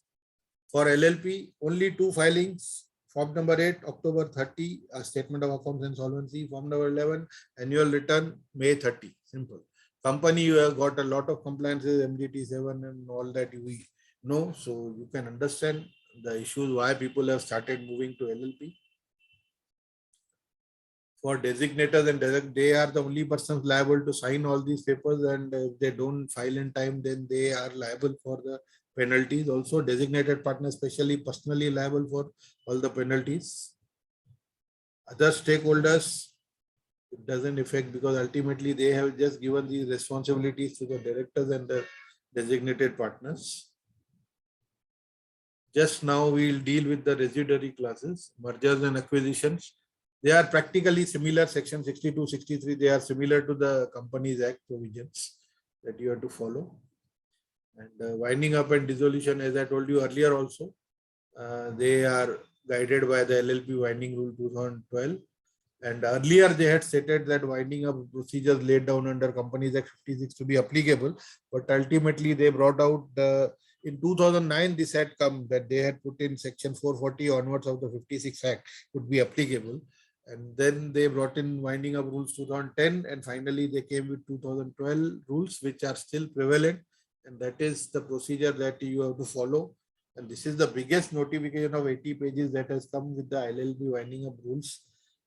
Under the LLP Act, however notifications, if you look at, this is the biggest notification of, notifying the rules of 80 pages is there, which you have to look into. In fact, even this Amendment Act itself does not exceed 7 pages. But this LLP winding up rules then. Now, friends, this is apart from the Act. I will not be going to the Act. This is my experience that I am telling you, legal aspects and documentation. What is the documentation that should be mentioned? As I told you, the LLP Act is silent. You have nothing mentioned in that, how you have to maintain books, what you have to maintain and all. but I have defined it in certain parameters. You just bear with me for 5-10 minutes more, and we'll have a look at it. And I think it can help you the documentation part. I have divided it into 4 parts: master data, statutory records, ancillary records, and recurring records. So this is how you have to maintain the data. Companies Act has given documents to be maintained, statutory records to be maintained. LLP Act is very silent. So just to help our professional brothers, I have tried to define it this way. What constitutes master data or master records? Certificate of incorporation form number 16 that you are getting, the LLP agreement that we are signing, because that is the heart and soul. Every supplementary agreement that you might have signed over a period, it has to be there as part of the master record. List of partners and consent of partners. You must be seeing when you are forming an LLP, they need a consent of the partners. So as and when you are adding, the consent has also to be given. Similarly, the list of designated partners and their consent has to be kept. Resignations of the partners as and when they arise, because it is again a specific form that is given, form 9. Resolutions for amending LLP agreement, including amendment, admission, retirement, change on object, change in contribution. Some important resolutions, you can keep it as part of the master records, although they would be there in a minutes also, but if you just put in the extract, it becomes easier to find it. Especially you can just connect it to the supplementary agreement and keep it along with that. And the second part is the statutory records. That's your statutory registrations like PAN 10, GST, IC, profession, and so on and so forth, MSME registration, Udyam, Aadhaar, and all that. Then the minute books that you are maintaining over a period of time. Copies of resolution, important resolutions, you can just take the extracts and keep copies, maybe relating to projects, events, and whatever it is, you can just keep it. Then you have copies of your returns, including your ROC, that is 2 forms that we are filing, income tax and other GST returns and all, as and when applicable. So those copies you can keep it as part of your statutory records and other statutory submissions if you are required to do anything. Then the ancillary records is your contracts and agreements with the vendors, maybe your staff, maybe your employees. So these are the agreements. Ownership records of your properties, whatever properties you own, the agreements and all, original agreements. Then auditors and company secretary appointments, if any. Although we have no procedures given, but we have to appoint, if at all we have to have audit. So those appointment letters and the acceptance letters and all have to be kept. Audited financial accounts, 1 copy, if at all there is an audit, or even if it is not there, the annual financial accounts will take part. Then your audit reports from statutory auditors, if you have taken it, or your tax auditors like GST, excise, VAT, and so on and so forth, whatever other audit that you are doing, cost audit and all that, that you may have to keep it. Then your details of bank accounts and the authorized signatories, the resolutions relating to that. And lastly, the policies and operational manuals. If you have, many companies have defined policies and operation manuals. So you can have that as part of your ancillary records. And lastly, we come to the recurring records. That's the day-to-day books of accounts, the fixed assets register, your excise records, regular, that's annual excise records as and when applicable, if at all applicable. Then your labor records, that is your PF register, salary register, and so on and so forth. And then the meetings, please take care that you issue proper notice. First thing is you define your meetings properly in your agreement. This, friends, I am telling you, I repeat for the sake of repetition, there is nothing mentioned in the act. I am just saying for the support of my professional brothers. Issue a proper notice, maintain proper minutes, maintain attendance records, because there I have been problems we have been facing. I have been getting many cases coming, many chartered accountants coming, sir, abhi agreement ho gaya, now this is a problem, what do we do? Please help us. And the statutory obligations, again, for the sake of repetition, I have put it. ROC, only 2 documents to be filed, annual return 30th May, statement of solvency 30th of October. Your income tax returns have to be filed, GST and allied laws returns and audit you have to file. So this is all, friends, from the LLP part. I thank you all for giving me a patient hearing. And There are again a PPT I would be sharing, and extension of due date for filing form number 8 is not yet come. So friends, this was one part. Now, if time permits, we can go to the amendments, or we can leave it here. I would leave it to the conveners to decide. Dilip ji. Yes, sir. Yeah, you can continue, sir. How long you need to complete? I will rush through in 15 minutes, no problem. Okay. Yeah. The basic highlights. I will not go in detail. Yeah, I am listening. All those things are very, very important and critical for members. Okay, sir. So just give Please go ahead, sir. Yeah. Is this screen visible now? Yes, sir. Yes. Yes, sir, it is. Okay. So I will not go through the legislative history, which I already informed you. These are the various amendments that have come from time. Basically, they have just amended the rules 9, 10, LLP dissolution rules 2010, as I told you. So these are the amendments that had come, which you have been discussing.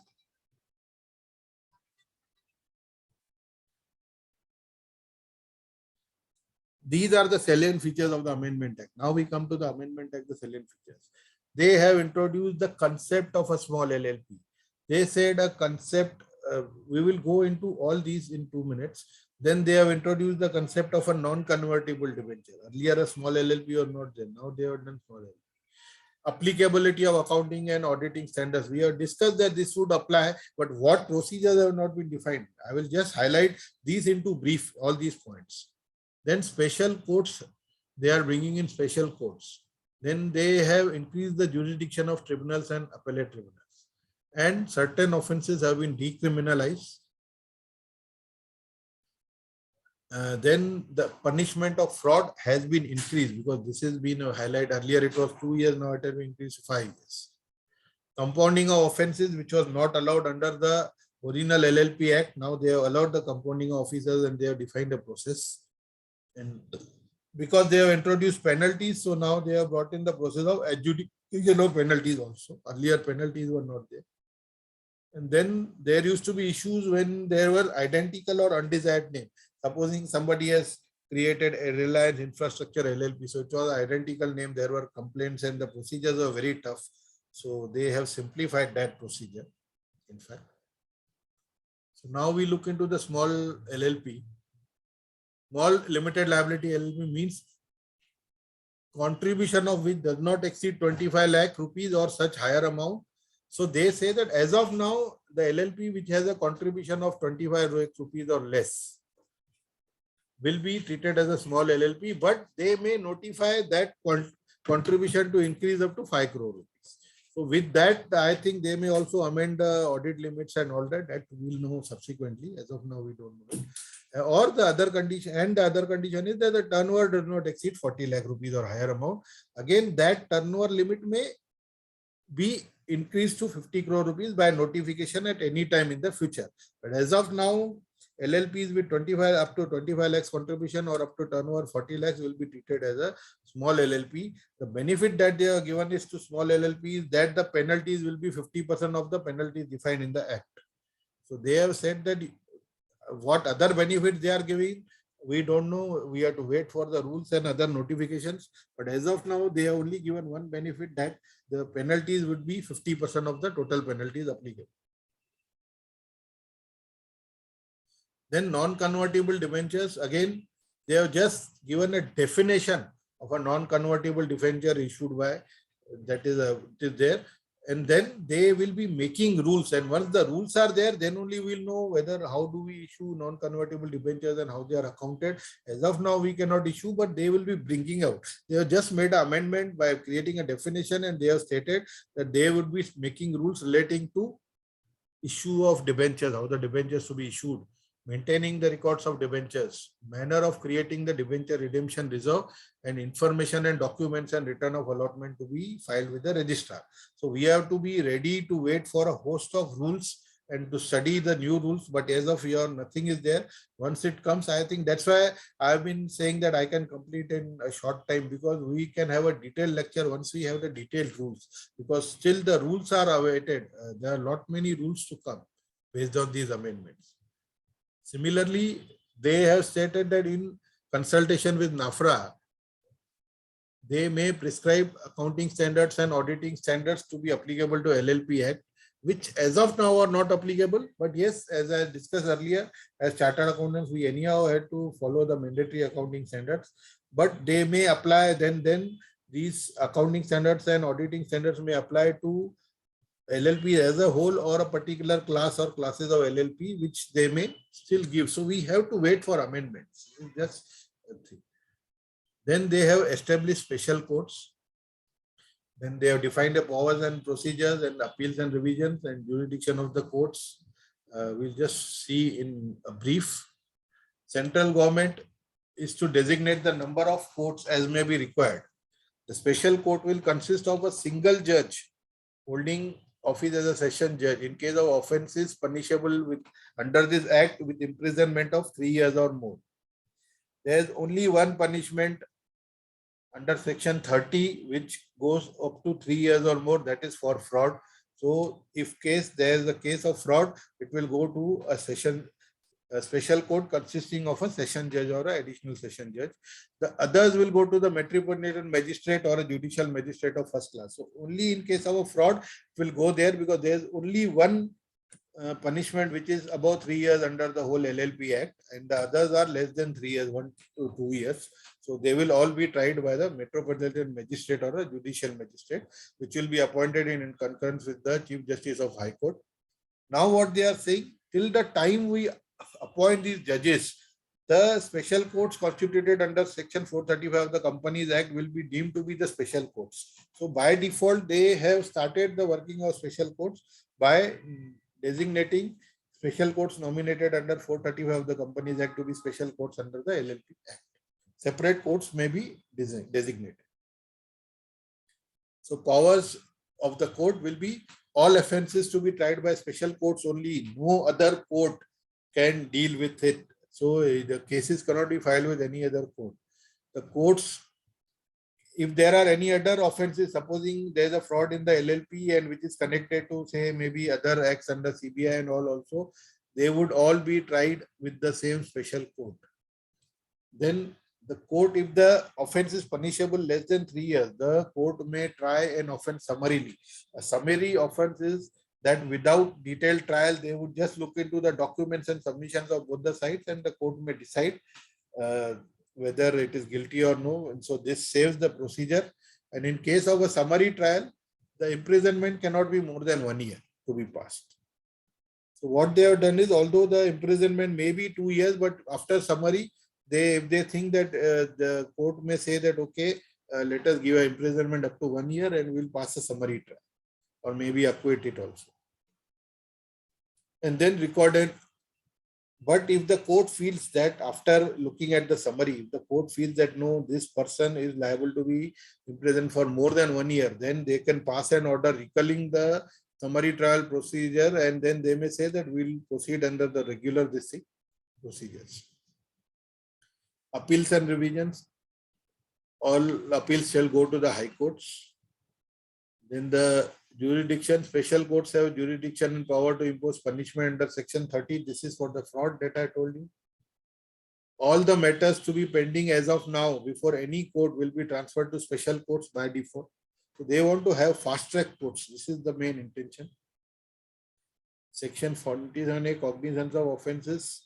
Cognizance of all offences under the Act, as I told you, will be, earlier we discussed, they will be taken by special courts only, except if the registrar feels that this is an important case, like supposing it is linked to NIA, then if the registrar feels that it is, the special court cannot try it, then it has to go to NIA court, special court. Then they may apply to the court that for transfer of cases, only those cases would be transferred to the concerned court. Now they have also given powers to the tribunal, and earlier appellate procedures were not defined against the tribunal order. So appeal against the tribunal order can be made to appellate tribunal within 60 days of receipt of order. No appeal with the consent of parties. So many a time there may be some settlements arrived at the tribunal stage. So if there is a settlement arrived and all the parties agreed, then there will be no appeal which would lie against that tribunal appeal. Appellant tribunal on being satisfied may condone the delay by maximum 60 days. Normally what happens is we have seen under income tax and GST laws or indirect laws that the government normally delays filing appeals and then they go in for condonation. So they have restricted that period of condonation to 60 days. If at all somebody fails to file within the mandatory period of 60 days, they can maximum file within 60 days. So this is just to expedite. The government's intention is to expedite the procedure. Opportunity to be given heard, copies of the order to be given to the parties and tribunal. Now, this is very important to understand. Certain officers, we have just been seeing that certain offences have been decriminalized. What is that? 22 penal provisions remaining from 29. So 7 have been deleted. 7 penal provisions have been deleted. 7 compoundable offences are there now and 3 non-compoundable offences. Earlier, there were no compoundable offences at all. 3 penalties have been omitted. Now, the only thing, as I told you, section 32, punishment of fraud has been increased from 2 years to 5 years. And this is the only area where the punishment exceeds 3 years and which is to be tried by the sessions judge. Otherwise, everything else will be tried by a judge equivalent to a metropolitan magistrate or a judicial first class magistrate. The penalty remains same, minimum 50,000 to a maximum of 5 lakh rupees for fraud, as we had discussed earlier. Then now they have come out with the procedure of compounding of offences. An officer of not less than the rank of regional director is to be authorized.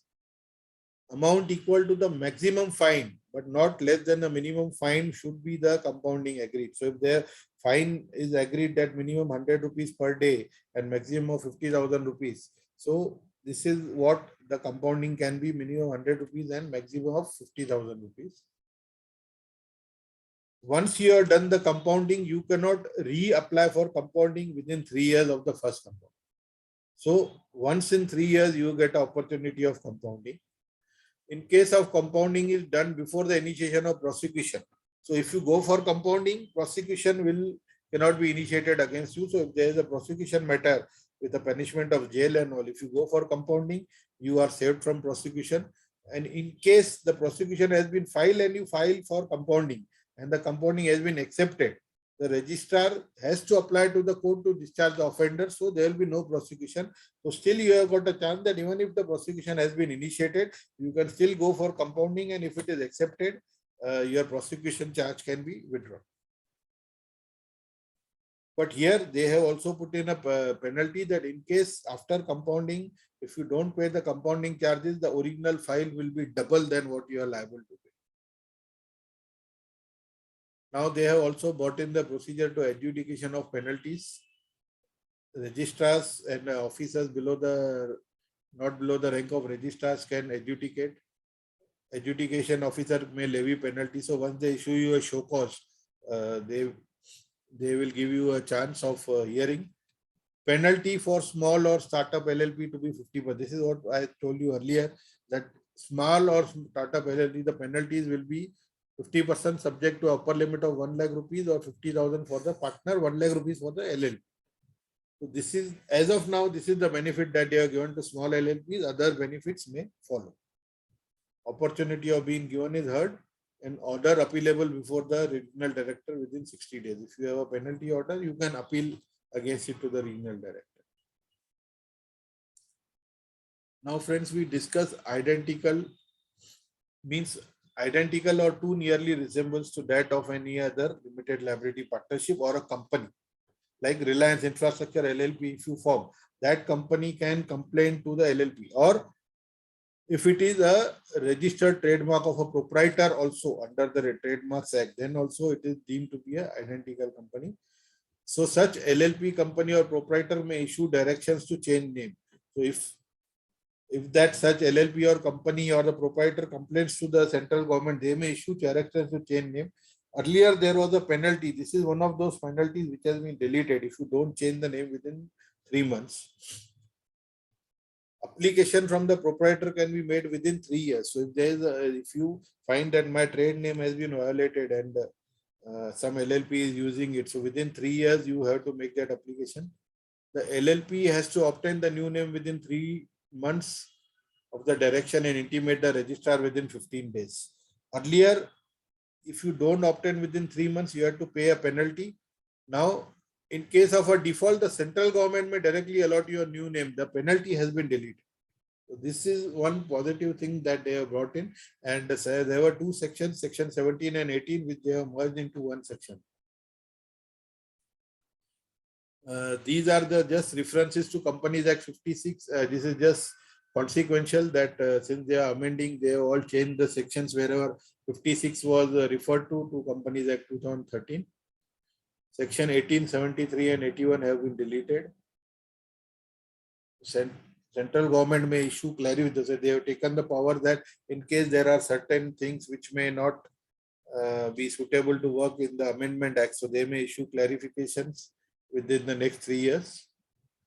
And then there will be different fees for additional fees for late filing for different classes for limited liability partnerships or different documents. Like we saw in case of small LLP, they were allowing 50% of the additional fee to be charged. Central government assumes the power. So now this is what I had discussed earlier, if you remember during my LLP talk, that the government is thinking of opening new offices for registration of LLP, appointing such registrars. So what they are now planning is to have separate offices for LLP and separate offices for company, which would definitely simplify, because now it is seen that their ROCs are giving priority to companies and not to LLPs. So which the government wants to change. So let us see how fast it comes in. And for the purpose of amalgamation, this definition change is there, that property would include property rights and power, and liability includes duties of every description. And an LLP cannot be amalgamated with a company. LLP can be amalgamated only with an LLP. So this is inserted via an explanation to section 62. And also a definition of resident in India. One director resident, one resident in India, the definition has been changed.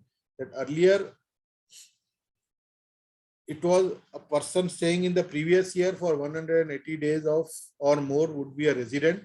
Now they have stated that a person who has stayed in India for a period of not less than 120 days during the financial year will be treated as a resident. And now definition of business also has been amended to exclude any activity with the central government by notification exclude. So now the central government may say that business activity would not include XYZ activities. We will have to wait for that. And now they have also defined and startup LLP means a LLP incorporated and recognized in accordance with the notification. So we have to wait for the notification coming in, which would define what is a startup LLP. So let's wait for that. These are the sources, friends. And thank you very much.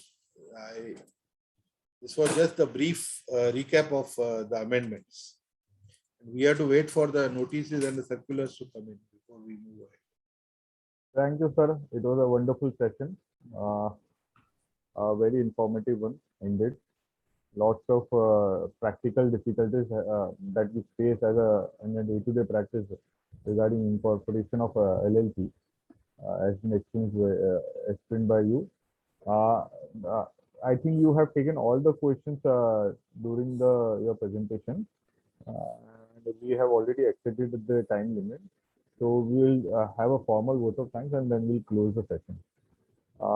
So I, on behalf of Borivali Kandivali Study Circle, propose a very formal vote of thanks for today's speaker, Vijay Keval Ramani. Sir, you have explained the provisions for LLP in a very easy, understandable manner. We were not knowing some of the provisions of LLP and recent amendments. And thanks to you, sir, we have got to the light what can be done in future. Thank you very much. Now I shall officially close this meeting. Thank you very much, sir. Thank you. My pleasure to be here.